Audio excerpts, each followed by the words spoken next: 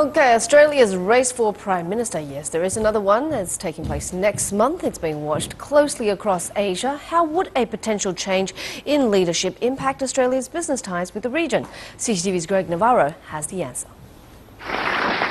Well, the two men hoping to win the July election for Prime Minister are focused on Australia's economy.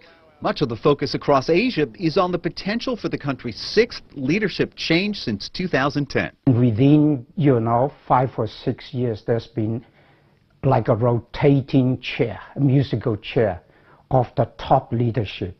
That in itself didn't augur well.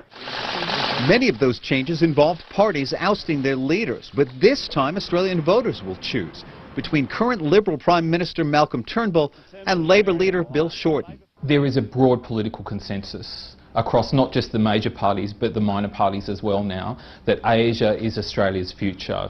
And most political analysts agree that consensus extends to Australia's biggest trading partner, China. There's not major differences, and they only vary in the approach, really. In the long run, they're both essentially the same.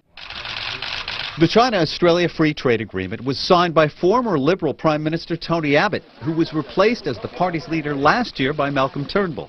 The Liberal Party has had I was to say quixotic, but it's always had a troubled relationship with Asian business. It wants to cultivate it. At the same time, it still sees Australia as some outpost of Europe.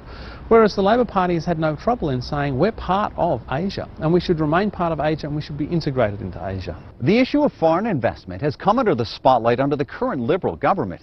That includes a tightening of regulations for overseas buyers with the housing market and the proposed sale of the nation's largest cattle station.